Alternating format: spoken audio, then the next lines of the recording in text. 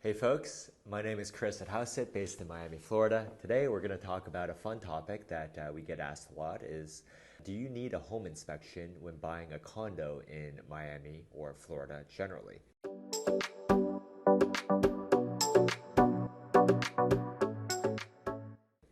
Well, that's a great question. I mean, to take a step back, if you're buying a freestanding house or multifamily or some structure where you're responsible for the entire structure, then of course, absolutely, it's essential for you to get a home inspection and other things such as a survey to accurately check out the boundaries of the property. But when you're buying a condo, it's a little bit different because you're not responsible for, for example, the common areas of the building, perhaps the rooftop or amenities, hallways, and such. You're not going to be responsible, really only responsible for the interior of your apartment because the outer walls are oftentimes the building's responsibility for upkeep. So is it really necessary then for you to get a home inspection? I mean, they can be quite expensive, right? It can range from, you can shop around and find ones as cheap as maybe $300 for a 1,200 square foot apartment, or as much as $600 to $800 for a 3,000 square foot apartment. So it does vary, and after all, it is a visual inspection. So they're not going to be opening up your walls to look at your wires and such. They really can see what you see by yourself through an inspection. Now, with that said, they do have some additional tools such as infrared cameras and such to see that perhaps hot water is actually running, or certain appliances are heating up. Perhaps they can check for moisture behind the walls and stuff to look for obvious leaks and such. So those are all typical, but is it worthwhile? And is it customary? Well, the interesting thing is it varies by region, because if you had asked us that same question for buying a condo or a co-op in New York City, it's actually optional, because most agents will assume actually that it's optional and will want to confirm if you actually want to do one, for the reasons that I mentioned before. However, it's interesting because in Miami and the South Florida market generally, it seems to be much more customary for buyers to always get a home inspection when buying a condo, despite having all the same rationale of the pros and cons of whether to pay for one or not. So it's much, much more customary for buyers to get a home inspection here. And buyers often can use this to their advantage as well. So besides the obvious benefits of having a second pair of eyes take a look through the apartment, someone who can explain to you, hey, maybe this might be off, there might be something wrong with the shower faucet or something.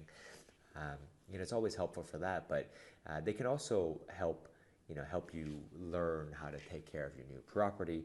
But a very interesting benefit is it can help with negotiating as well during the inspection period.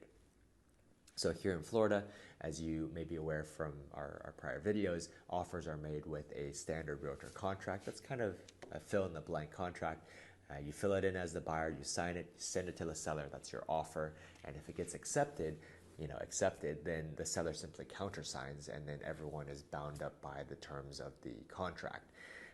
One of the standard clauses of the contract is an inspection period, and it's left blank. But if you leave it blank, then it defaults to, I believe, either 10 or 15. But most agents write down 10 or 15 just to clarify.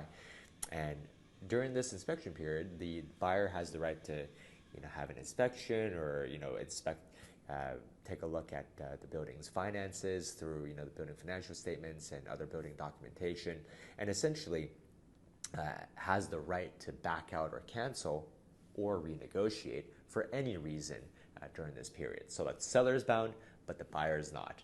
And what's interesting then, as a tactic, as you might imagine, is the buyer will get a home inspection. The home inspector will invariably, because they're being paid a significant amount, they will invariably come out with a 20, 30, 100-page document of potential defects or in a home inspection report. And they invariably will find things because it is their job. And what often happens is the buyer will then send that report to the listing agent or the seller and say, hey, whoopsie, I didn't know about some of this stuff, or like I totally took a casual look my first time, and I didn't notice some of the stuff that the inspector noticed, and it changes my mind. And it could be whatever reason they want, but they essentially either want the seller to fix those things or give them a monetary credit.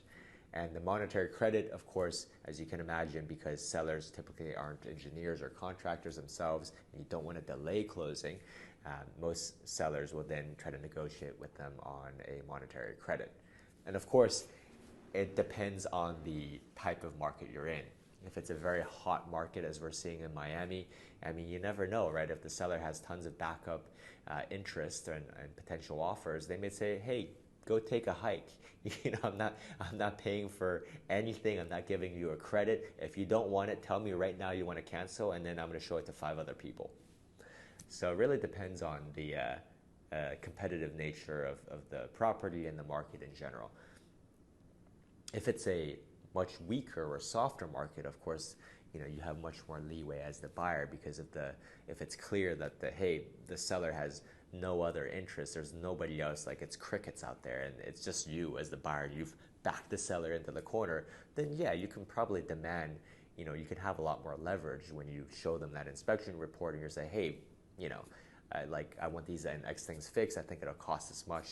Sometimes the inspectors will make it easy for you by listing how much they think each repair item will cost with a total, and then sometimes buyers who are a little bit more easygoing, or perhaps want to take the easy way out, is they just forward that report and say, this is what the inspector says, I want that as a credit, and they negotiate back and forth.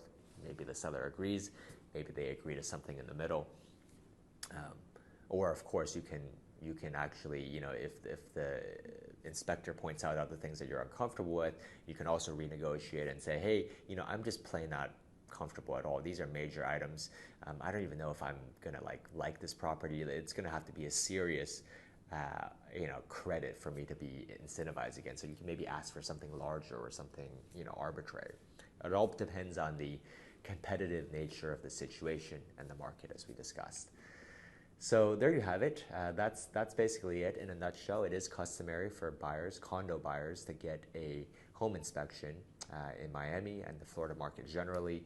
So don't hesitate if you need a home inspector and you want a referral, feel free to drop us a line, email us team@hauseit.com. We'd be happy to intro you to some nice folks we've worked with before. And of course, if you're looking to buy or sell, we can help you save money in both scenarios. When you buy, we can give you 2/3 of the buyer agent commission back to you with our Hauseit buyer closing credit program. And when you sell, you can save all 6% in broker commission if you find a direct buyer with our Hauseit agent assisted FSBO program. And if you want a little bit more help, we can offer you our 1% for full service option, where someone handles everything for you. And we cover all of New York City, Long Island, Hudson Valley. We're based now in Miami, Florida, and we also cover all of Southeast Florida, so Miami-Dade County, Broward County, Palm Beach County, Martin County, and St. Lucie County. My name is Chris at Hauseit, and I'll see you on the next one.